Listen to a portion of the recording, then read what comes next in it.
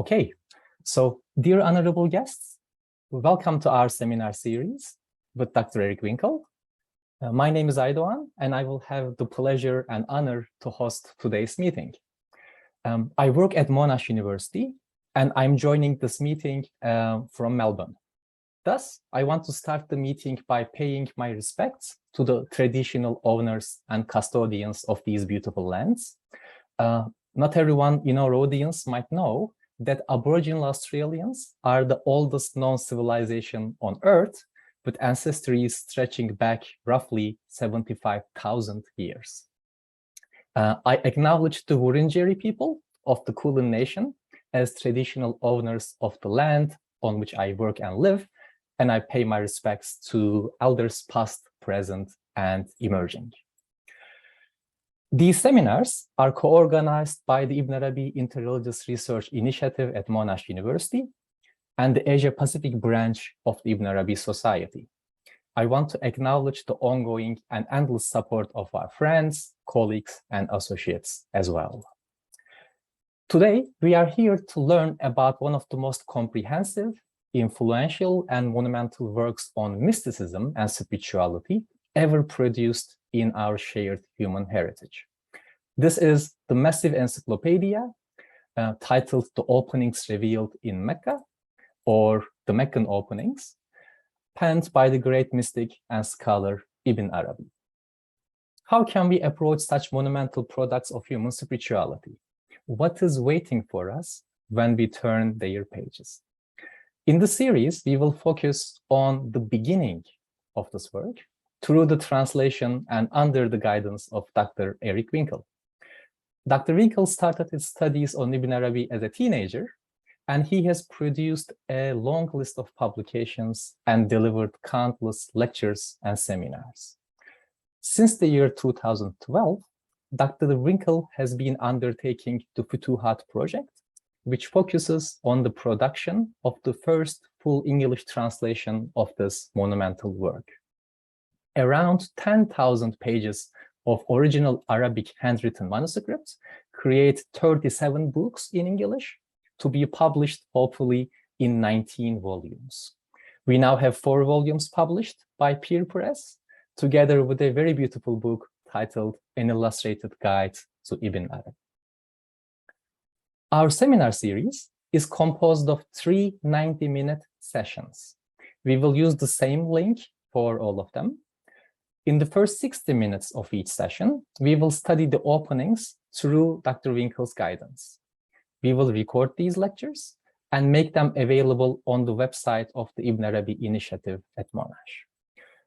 After these 1-hour-long lectures, we will stop the recording and we will have around 30 minutes for questions and answers. We want to discuss as many questions as possible, and for this reason, we will ask you to keep your questions and comments very brief, or to use the chat function at the bottom of the screen to ask your question or to share your comments. We will read them in due course. So after this short introduction, without further ado, I want to leave the floor to our guest, Dr. Winkel. I know that you are very busy. You have a very busy schedule, dear Eric, and we are very thankful to you for accepting our invitation and for leading these exciting seminars. And now it's over to you. Let me unmute you first. Yeah.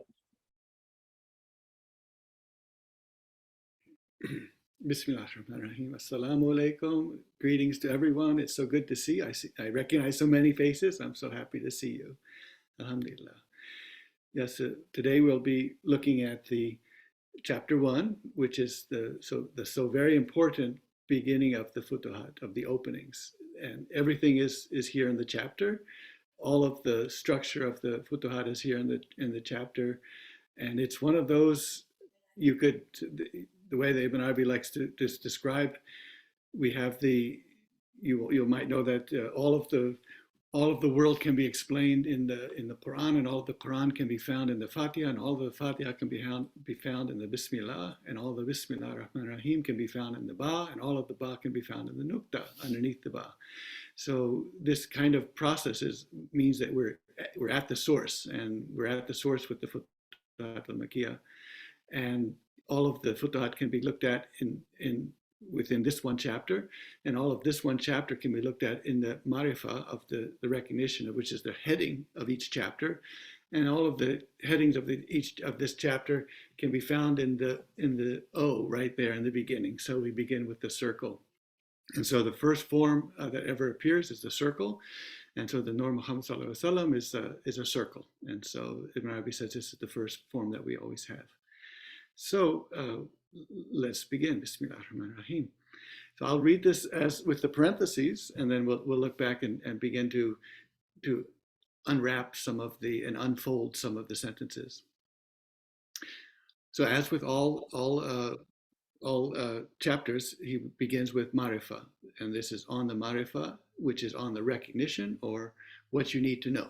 So on recognizing the spirit. So he starts out with on recognizing the spirit who took on a body to visit the Kaaba and who would reappear to me to support me with this book, from whom I took from a segmentation of 6 sections of his configured body, which was cobbled like the paving stones at the bottom and sides of a well, what I was made to write by following ruled guidelines into this book, whose architecture is 6-fold segments I saw etched internally in the moonlit skin and transcribed with the interstices between the cobblestones being my interlaced efforts to convey to you, the reader, what I saw and the mysteries there were between me and him.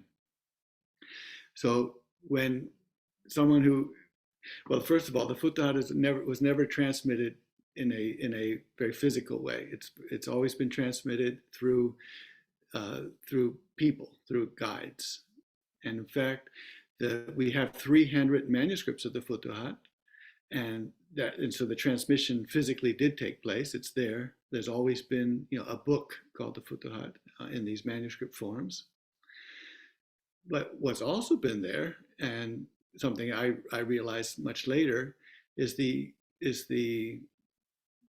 secret transmission, the transmission of the secret, and that's the one that took place through people, through guides, and specifically 28 poems in the Diwan are dedicated to each of the 28 people who transmitted the Futuhat al-Makkiyah and the secret that it contains. And those 28 were girls, women, and a freed slave, male slave. And so those were the ones who transmitted this Futuhat al-Makkiyah. So people weren't in the habit of picking up this book and reading from it. And that's because historically and traditionally, it's a teacher would have the book perhaps and then teach the students from that book. But the transmission also took place in this very beautiful way, in this internal or secret or tariqat way. And so if someone were to pick up this book, and if you do look at it now in the Arabic, this marifa that it begins with will just be a few words. And so it'll sound like a very short heading for this chapter 1. And I sat with this one at least a year, and I realized that in this one small sentence, which is a heading, that so much is in there. Everything is in there. And this has been the experience with Ibn Arabi, that especially in the poems, when I'm reading the poems, I'll see the texture that's coming with the poem. So on recognizing, just begin with the first word, marifa.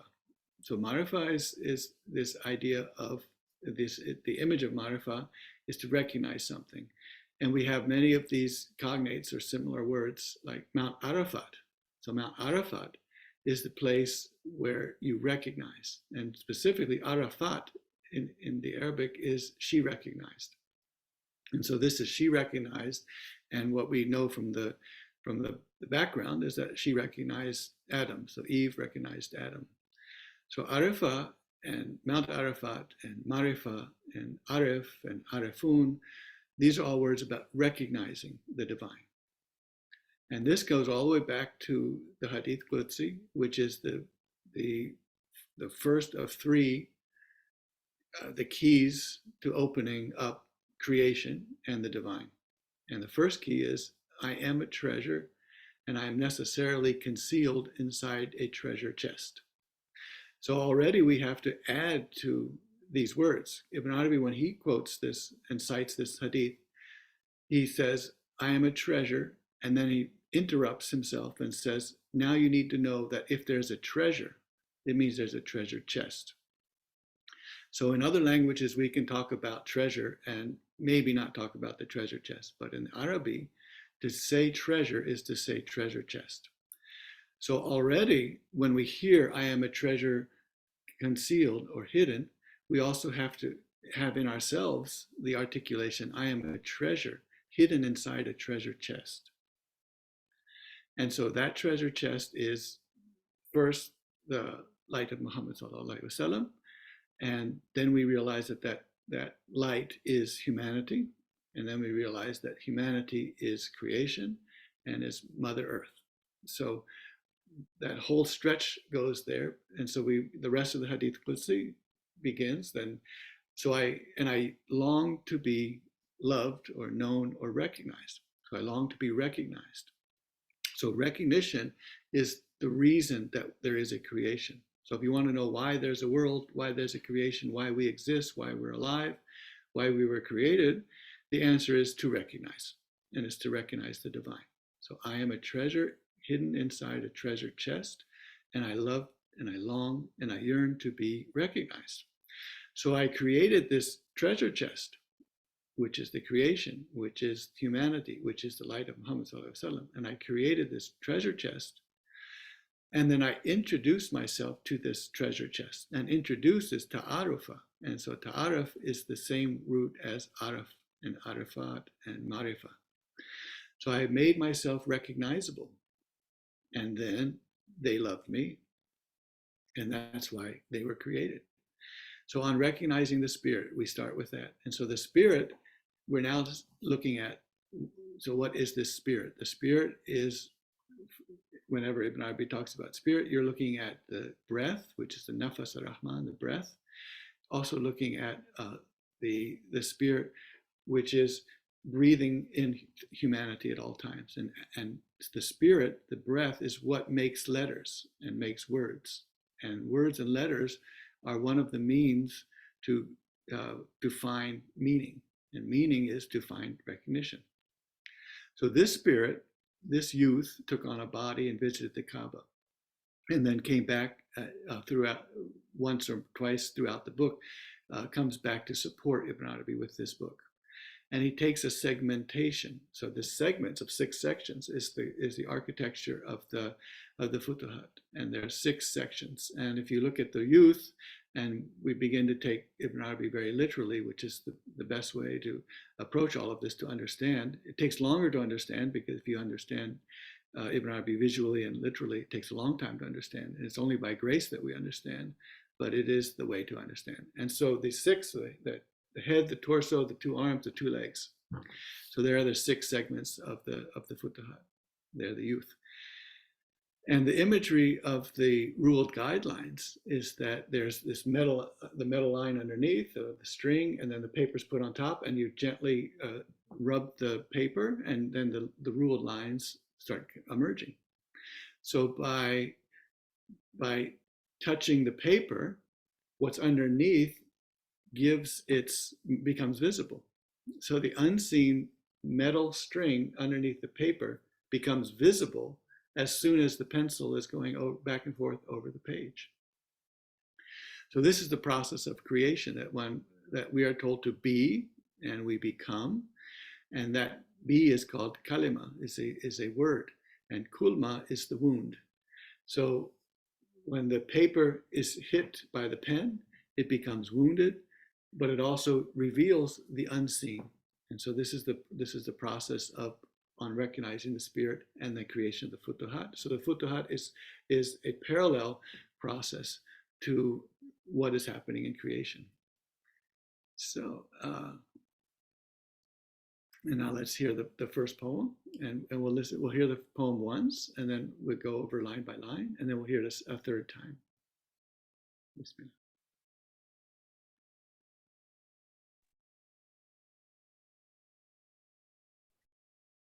I said upon circling the Kaaba during the Tawaf, why shall I circle as it is blind to perceiving our inner selves. Petrified, an unintelligent rock with no recognition of my circling movements. Then was said, "You are totally confused. You have lost out. Just look at the house. His light streams to purified hearts, bared, exposed to the light. They see him by means of God without a veiling curtain, as his inner self begins to shine forth, elevated, lofty. He shines brilliantly with tajalli to the hearts from the horizon of a majestic true moon, which never experiences eclipse. If you had noticed the friend when he saw the house, you would have called him crazy, thirsting for love. He kisses the inner secret in the right hand, the Yemeni black stone.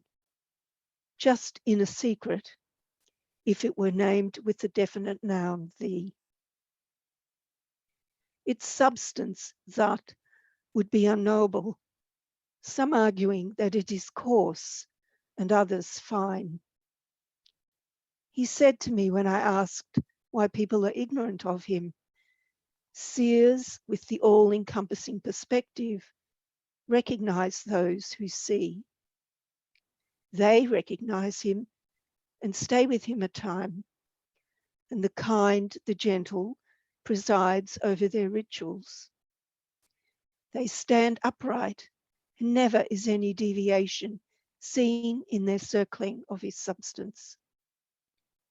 So stand up, neighbor of my house, and from me give good tidings of safety. You have no cause to fear him. If they die, I make them delighted with meeting me. Or if they have a long life, their garb is new and splendid. Thank you. So everything begins here with the circling of the tawaf, of the Kaaba. And this is the circling of the Kaaba. Well, we'll just bring it in right away. It's the circling of the heart. It's the circling of the Kaaba. It's the circling of the heart. It's the place that tajalli, this brilliant radiance, comes from. It's the place which is the special face which is in each created being. It's the first place that the divine shines that brilliant radiance. And so the Kaaba is this crucial place, which is the center of everything. And so it's a center, and that's why there's circumambulation, there's tawaf, because it is the center. And the center is the heart. And when Allah gives tajalli, this brilliant radiance to each creature, he gives this brilliant radiance to each creature individually. So when you are receiving the tajalli, no one else is receiving a tajalli. No one else has the attention of the divine. No one else is being faced by the divine. Because we know from the Quran that every day who is upon a brilliant radiance, Kula yoma huwa fishan, and this is a singular, it's not plural. Ibn Arabi tells us that singular, that each particle, each being is being lit up and radiated to brilliantly, individually, one by one. And so we are the center of the universe.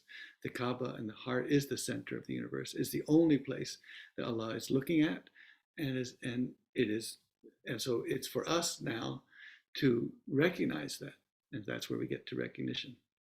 So Ibn Arabi begins this tawaf and saying, why are we doing this thing? It's a rock, and a rock is a mineral, and the mineral is petrified, and what are we doing with this?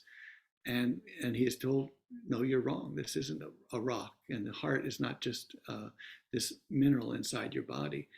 It is the place where Allah appears. And so if you understand this, you'll understand what you need to know. And the seers, the ones who do see this, they're the ones who are following the rituals of Muhammad sallallahu alaihi wasallam, and they are following the rituals of how to circle the heart, how to circle the Kaaba. And so they're the ones who have this great good tidings of safety, and they have no cause to fear. So they are the ones who, it's very dangerous to be an image of the divine. because that image can be untethered. And if it is untethered, then it has no security. So to be tethered is to recognize and where we are. And so we're not lost in this cosmos. So if they die, I make them delighted with meeting me.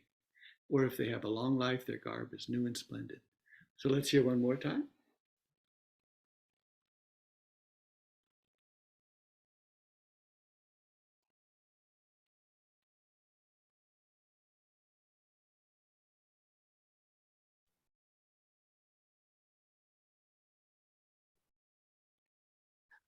I said upon circling the Kaaba during the Tawaf, why shall I circle, as it is blind to perceiving our inner selves?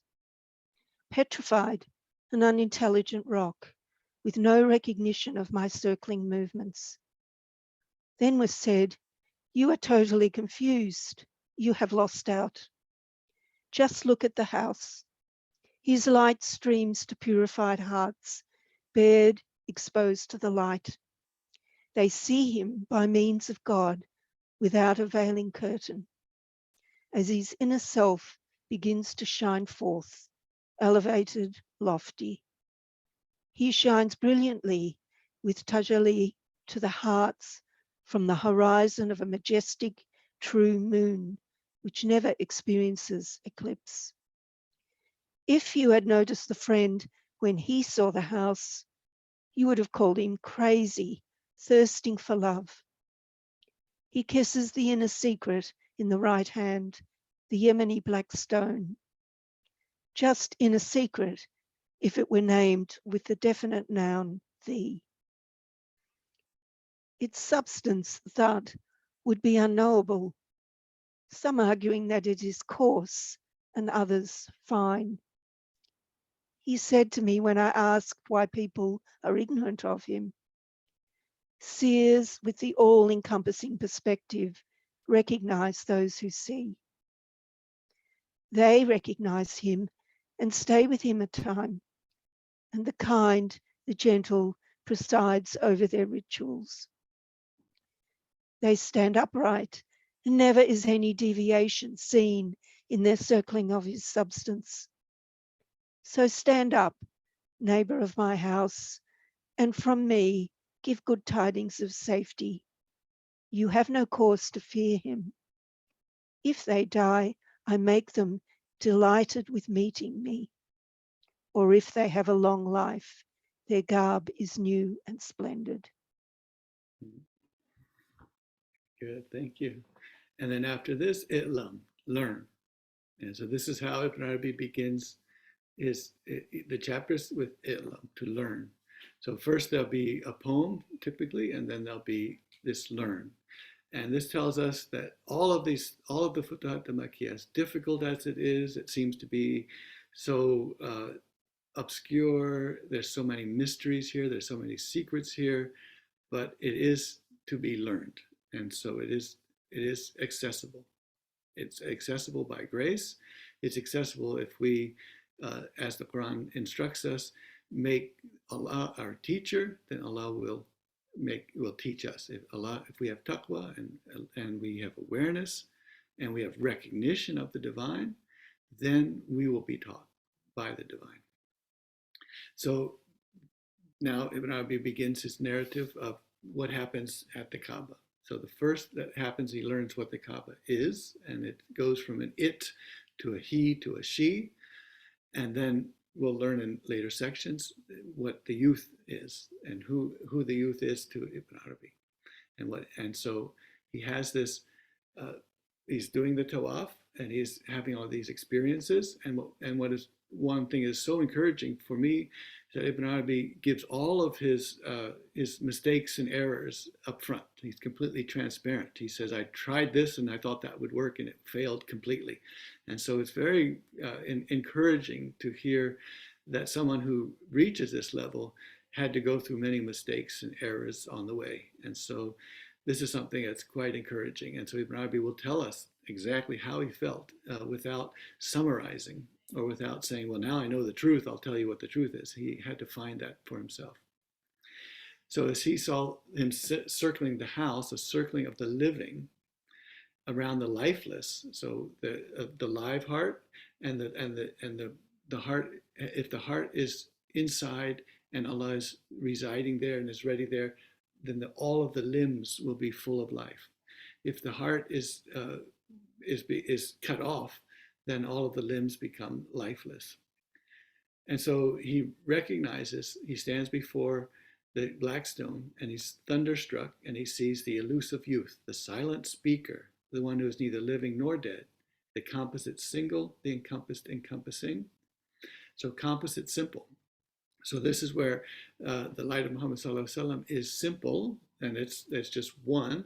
And then when that's where things are before they enter time or outside of time. When they enter time, they come down into Ar-Rahman, settling on the cosmos throne. And then the 2 feet of Ar-Rahman are dangling on a footstool. And that footstool there are 2 feet, there's 2 footstools. And so this two-ness is what happens after the one becomes composite. So when things become composite and enter bodies, we forget and we enter into contradictions. And so everything that enters into time has contradictions: hot, cold, wet, dry, death, life, constriction, expansion. Everything is contradicting. And so that's because we are in composite. So this youth is simple composite simple. Is silent speaker. So Ibn Arabi is telling you he is at this membrane between the world of simple and composite, and he includes and it contains both. He's between silence and speaking and contains both. He's between encompassed and encompassing, and then contains both. So he hears, he sees this youth, and he sees the living circling the dead forms, and he recites some verses which the youth will overhear, that we'll know that the youth is overhearing. And here's this poem. So Mark will recite this for us.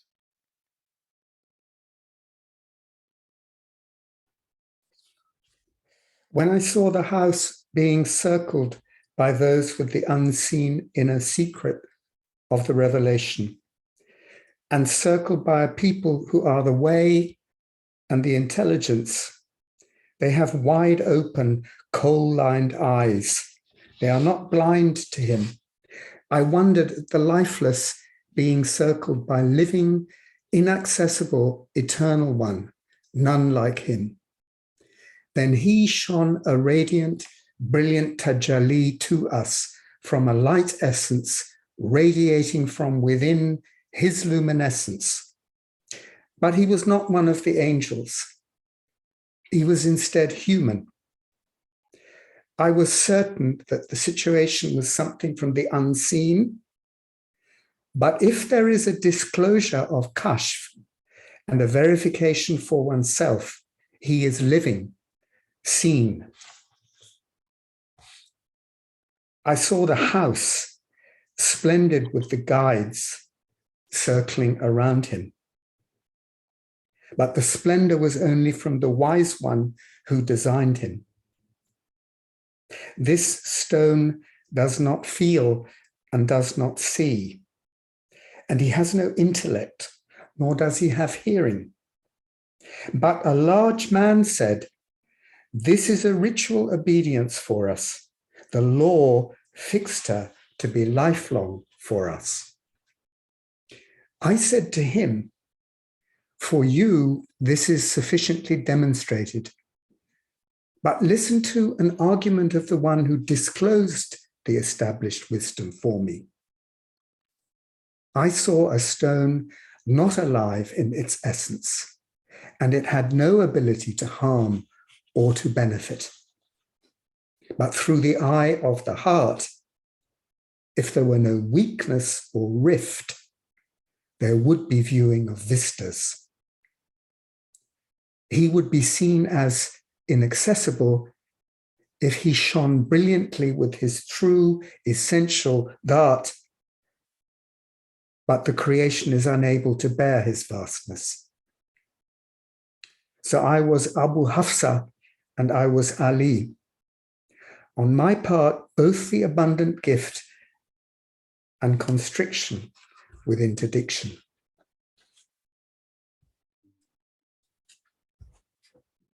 Beautiful. Thank you. And so this is the simple composite, encompassed encompassing. So when we're looking at simple and composite, so simple is outside of time, composite is inside time. And so there is a place where this outside of time first meets inside time.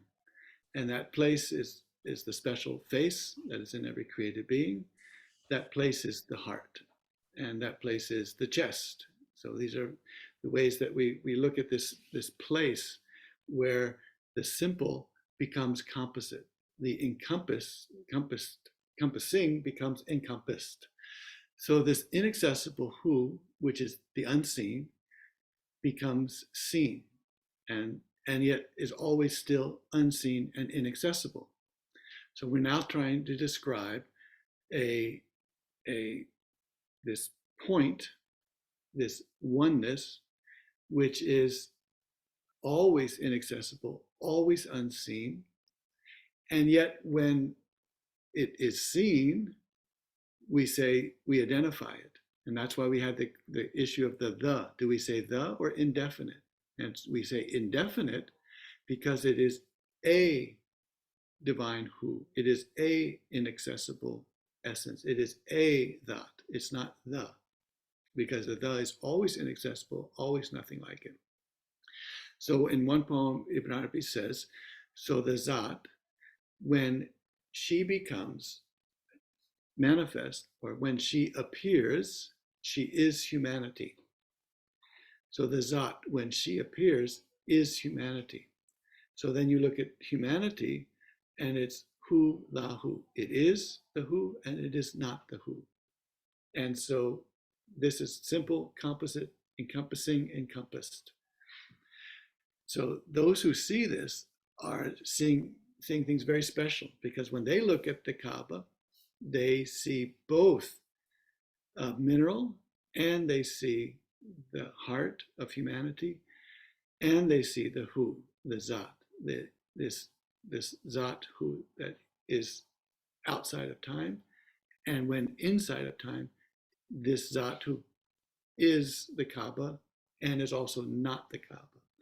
So how does that all work? And so it's very much there's the transcendent people who want to make everything transcendent. And so they'll say that this Kaaba is lifeless, it's a mineral, it can't be God, it can't have the right hand of God, it can't be the Zat, it can't be who. And so they want to transcend everything.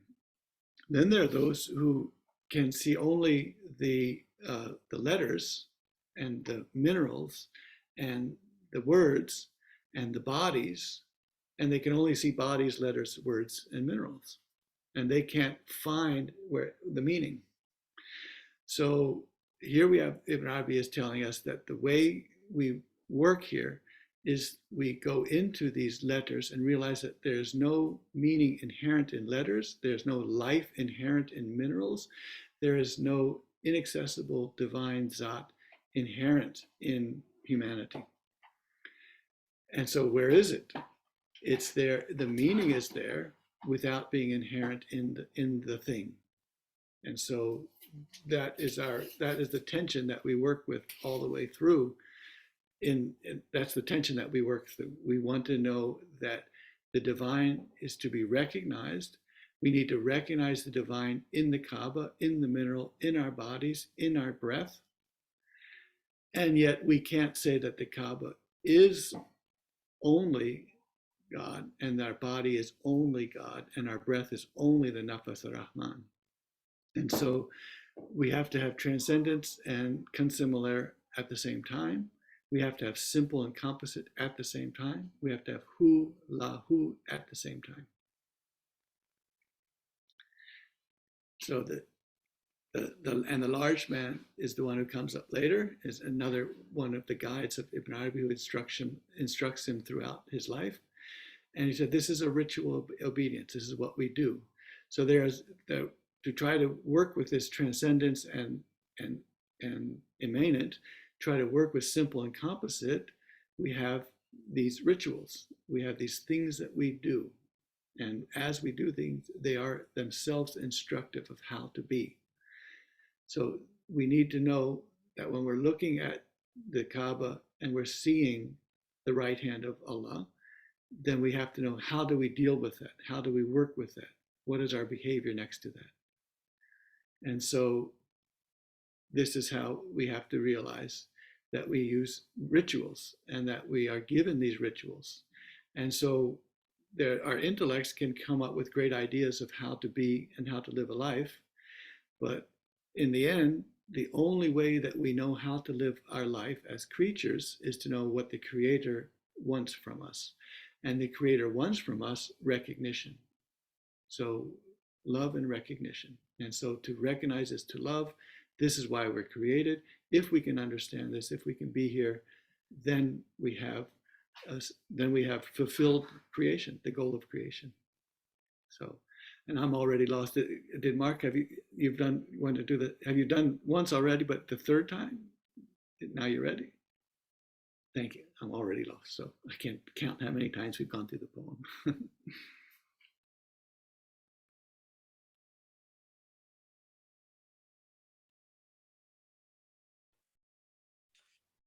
When I saw the house being circled by those with the unseen inner secret of the revelation, and circled by a people who are the way and the intelligence,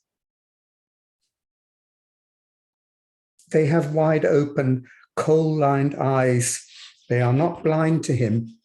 I wondered at the lifeless being circled by living, inaccessible, eternal one, none like him. Then he shone a radiant, brilliant tajalli to us from a light essence, radiating from within his luminescence. But he was not one of the angels. He was instead human. I was certain that the situation was something from the unseen, but if there is a disclosure of kashf and a verification for oneself, he is living, seen. I saw the house, splendid with the guides circling around him. But the splendor was only from the wise one who designed him. This stone does not feel and does not see, and he has no intellect, nor does he have hearing. But a large man said, "This is a ritual obedience for us. The law fixed her to be lifelong for us." I said to him, "For you, this is sufficiently demonstrated. But listen to an argument of the one who disclosed the established wisdom for me. I saw a stone not alive in its essence, and it had no ability to harm or to benefit. But through the eye of the heart, if there were no weakness or rift, there would be viewing of vistas. He would be seen as inaccessible if he shone brilliantly with his true essential Dhat, but the creation is unable to bear his vastness. So I was Abu Hafsa and I was Ali. On my part, both the abundant gift and constriction with interdiction." Okay. So there's our theme of hu lahu and Abu Hafsa and Ali. So we need to have both of those. And so we look at those with two eyes, and that's why we have two eyes, so that we see things in stereo. Because if I see this way, and there's a direct line from one eye to the object I'm looking at, then I say the object is what it is. If I have two eyes and I look from another angle at that same object, and I see that that object is true in this angle and it's true from this angle, then I can say that I am seeing the object for what it is. So that's why we have two eyes. And so if I look and have a direct one line to the divine, then all I see is that, and I say that is God. If I look at that same object from another angle and it's still God, then I'm beginning to get closer to this ability to see that one object can be two things. It can be both not who and who. So let's go ahead and just read this, the background of Abu Hafsan Ali. When we entered for Tawaf, we faced the stone, and he said, I know you are a stone that cannot harm or benefit. And if I had not seen Rasulullah sallallahu alaihi wasallam kissing you, I would not kiss you. Then he did kiss it. And Ali ibn Abi Talib said to him, no, leader of the believers, he can harm and benefit. Then he said further, it is in God's blessed book. He asked, where is that in the book of God? He said, God said, when your Lord took from the progeny of Adam their offspring, and they testified about themselves, answering, am I not your Lord? They said, yes. God created Adam and rubbed his back, and they confirmed that he is the Lord and they are creatures. And he took their promise and their covenant from them. And he recorded that in a parchment. And this stone has eyes and tongue. And he said to him, open your mouth. He said, then he opened his mouth and swallowed that parchment. And he said, I testify for the one who fulfills his loyalty to you on the day of judgment. And I testified, I heard the messenger say, the black stone will come on the day of judgment. He has a tongue, and an articulate one at that, to testify to the one who kisses him in Tawheed. So leader of the believers, he can harm and he can benefit. Omar said, I take refuge in God that I might have had to live among a people among whom there is not you, father of Hassan. So now Ibn Arabi will help us enter this two-ness, this being able to see from two angles, this being able to see stereo. Now let us make clear the connection. I was made to know the station of that youth and his being untouched by where or when. So untouched by where or when is what happens in composite souls, where or when is happens in the world, where or when is what happens in the cosmos, in the creation. Outside of the creation, there is no where, there is no when. When I recognized his station and alighting place, and with my own eyes, I saw his place in existence and his spiritual states, I kissed his right hand, and I wiped the sweat from the revelation off his brow. And I said to him, see here one who seeks to sit near you and wishes to converse companionably with you. So this is sohbeh in Turkish. It's sahabat, it's companionship. And the story that Ibn Arabi tells, someone was about to be executed, and they asked, do you have any last wishes before we execute? And he says, yes, I'd like to walk with the king from one end of his castle to the other end of his castle. And the king accepted that, and they walked from one end of the castle to the other, and they were conversing. And at the end, the king says, and now I can't execute you because we have been in companionable conversation. So this is the value of companionable conversation. He pointed to me with an enigmatic gesture, intimating that he was intimately configured to speak only in metaphor and to be spoken to only metaphorically. So the idea of metaphor here is all the way back to the Greeks with the metaphorein, that I'm going to carry things across. And so the etibar, the word for lesson and warning and instruction, etibar, is to carry something from one across a valley, across an arroyo. So one of them is that you have the outward world and the inward world, and there's something that links them and bridges them and crosses them over. And that crossing over is what gives us meaning. So if you take Sharia as the outward and you take the inward as something else, there's a bridge which connects the two. And if there's a bridge connecting the two, you have access to both the inward and the outward. And so this is when people ask about Ibn Arabi, is he antinomian or something like that, or where's the place of Sharia in Ibn Arabi? Well, the Sharia is the one anchor of the bridge, and the inside is the other anchor of the bridge. And you can't lose this anchor, you can't lose that anchor, and otherwise you have no bridge. So metaphor is having one thing prepare itself and its meaning. So metaphor is when you have a thing and then you have its meaning, and they go together. So if you see with two eyes, you see metaphorically. I see the pen. And then I also see this is what writes and creates and makes books and makes ideas. And this is how we communicate among human beings. This is how the angels communicate to us. This is how the divine communicates to us. It writes down words. These words have meaning. So I look at the pen and I see a pen, and I also see this meaning. So that's metaphor. And that's having the two eyes. If I only have one eye and only see this pen, I lose its meaning.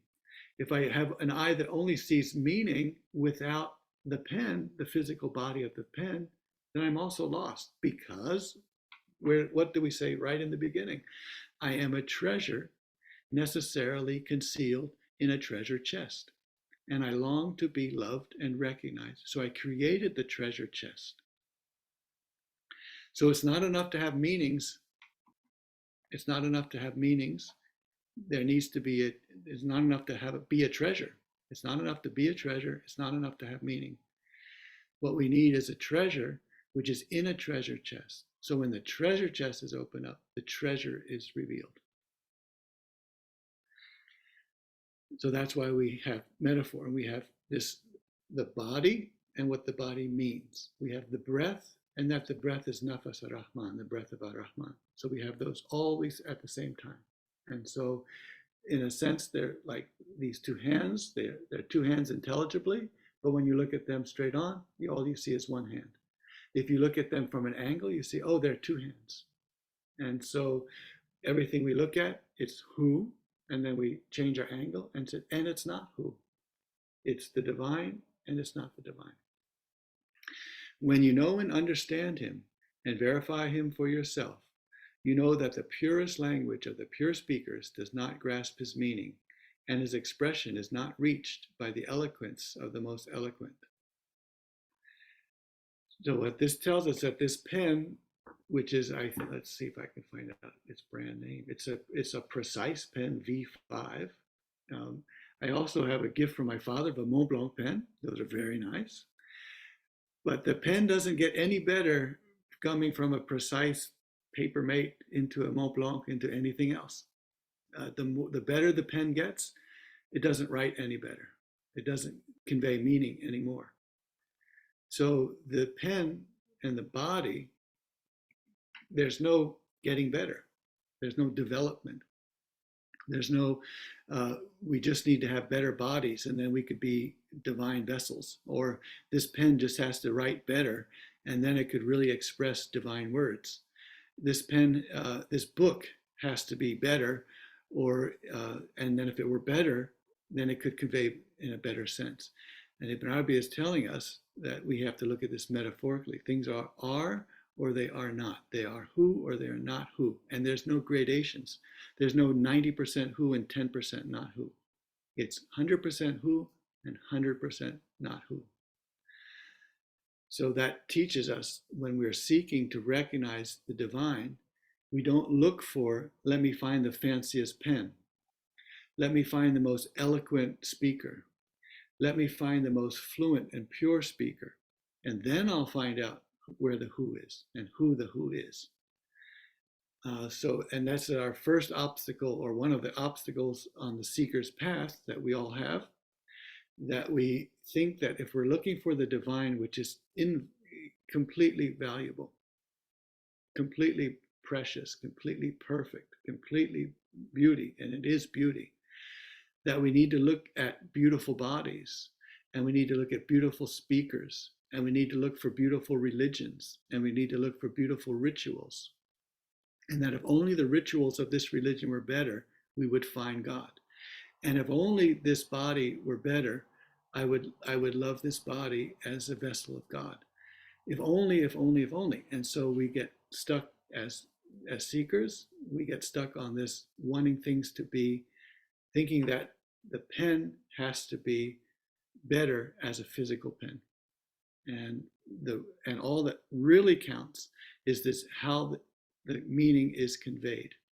So that's why Ibn Arabi says it's not for everyone to know that every word is Quran. So it's not for everyone to know that you can go from any word and go to Quran, and that you can go from any body and go to the divine. and that you can go from any breath and go to the divine. And so that's why in the Ilahis, we have every breath is a path to Allah. And this is what Sheikh Noor translated. It comes apparently from Yunus Emre, who is a short time after Ibn Arabi passed. So what you have with every breath is a path to Allah. What you have there is the transmission of these 28 of the girls, the women, and the slave who was freed. Those 28 conveyed this message. Somehow Yunus Emre got it, and he said, every breath is a path to God. Sheikh Noor, many 1400 years later, whenever, came up with every breath is a path to Allah, and we sing that. And what we are saying is that to get to the divine, to recognize who, to get to the Zat, to get there, we don't need to go through an arduous path and a journey. We don't have to accumulate and make an aggregation of things that make us pious and spiritual and all of these things. It's one breath that takes us back to where we came from. It's one vision that takes us back to where we came from. It's one step that takes us back to where we came from. And not multiple steps, not pens that are better and better and better, not bodies which are more and more holy and pure and all of these things. And so when Lunanun was traveling and wanted to find God, he gets on the saddle, and the saddle turns around and says to him, the first step you took was a step away from me.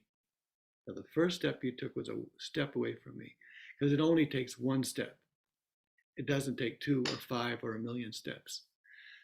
And then Bayezid Bistami, when he was looking for God, went out and from his town of Bistam and goes to a distant city, and an old man comes up to him and says, what are you doing? And he says, I'm Bayezid Bistami from Bistam, and I'm looking for God. And so the old man says, oh, you're Bayezid.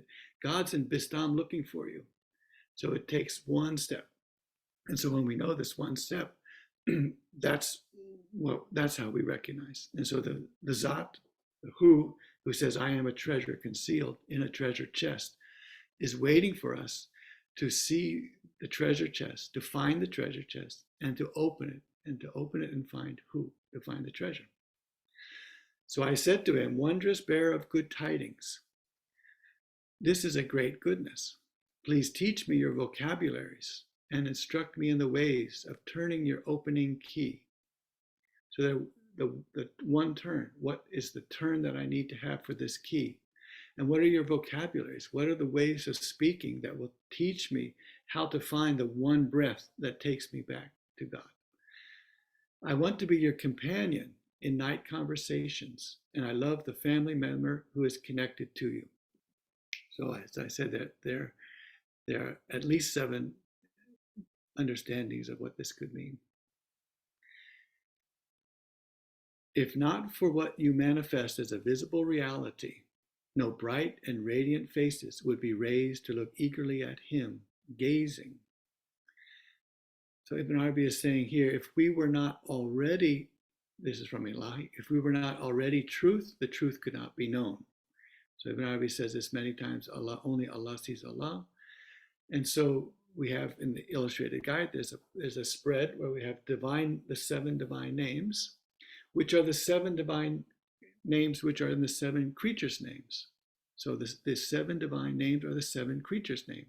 So living, hearing, all-knowing, powering, desiring. These are words and names that are divine, and they're ours. It would be impossible for Allah to say be to us when we are in non-existence if we did not have hearing. So if Allah said be to beings which had no hearing, they would not hear the imperative and they would not become.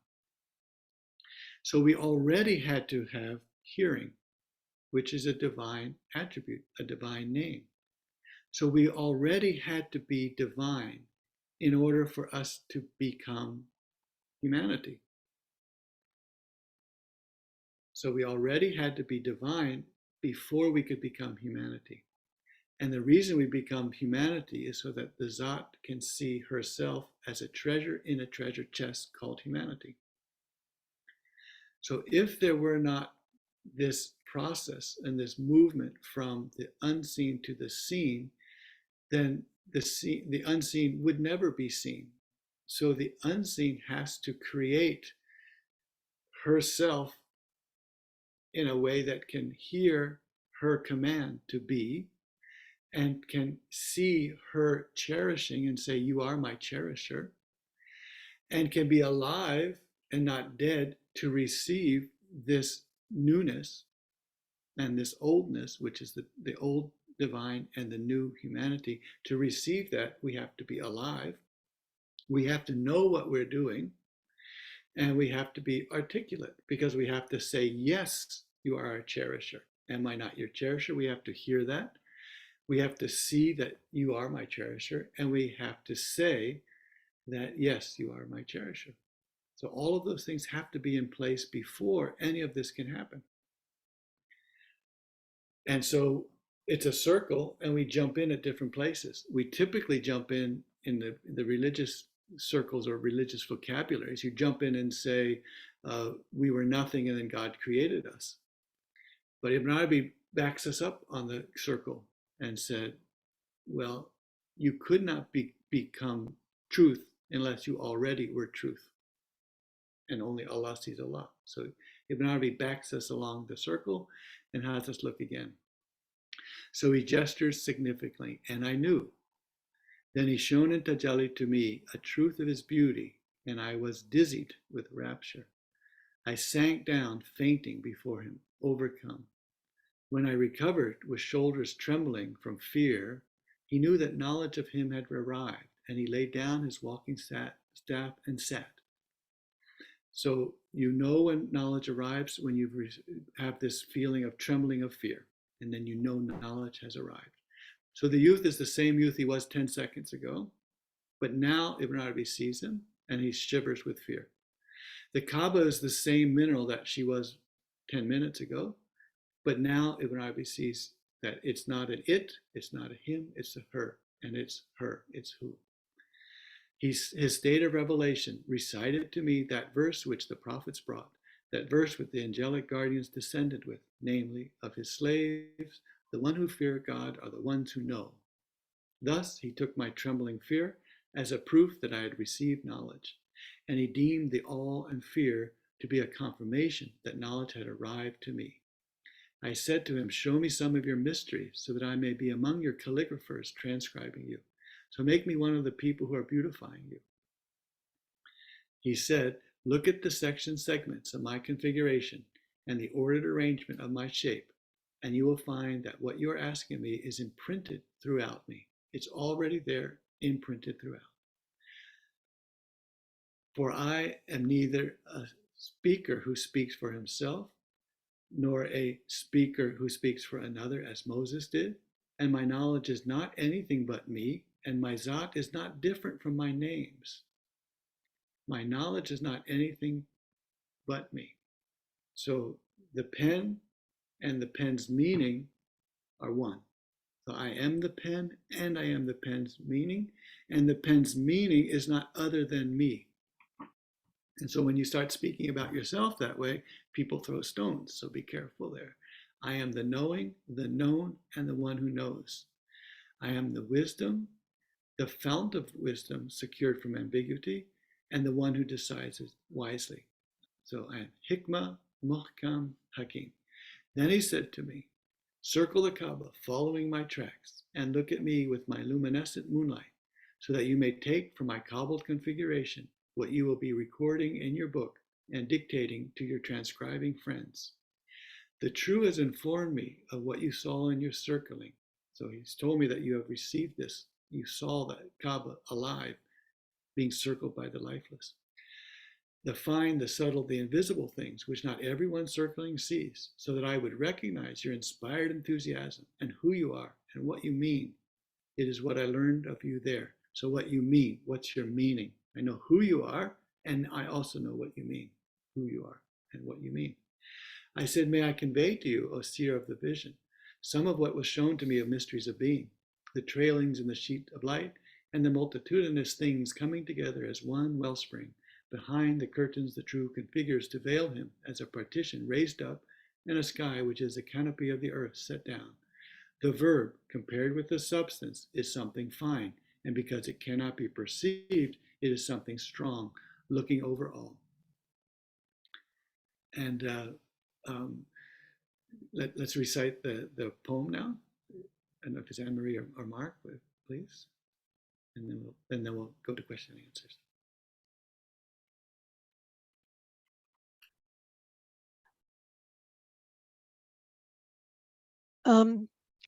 Could you tell me what page it's on?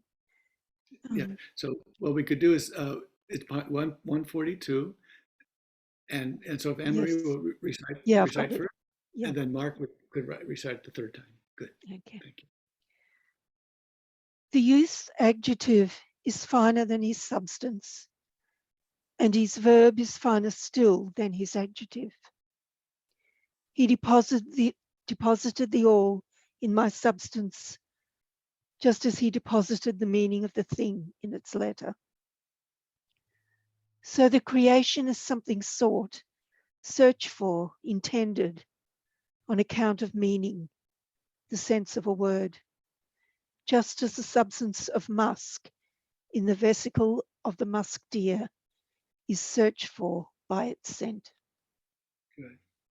And remember, scent goes all the way back to urf and marifa and arifat and all of that. That is recognition, that you recognize something by its scent. So how do you recognize who is in your heart? You recognize by the traces that come out. How do you read a page that has ruled lines of metal strings or wires, and then you rub over them with the paper and the pencil, and you find that where those metal wires are? How do you find the metal wire that you can never see? You can never see the wire which is under the veil of the paper. The Zat is always unseen, is never seen, always unseen, always inaccessible. So what do? We rub the pencil over the paper, and what's underneath and unseen becomes visible and makes a trace. So Mark, if you could read the poem, and then we can.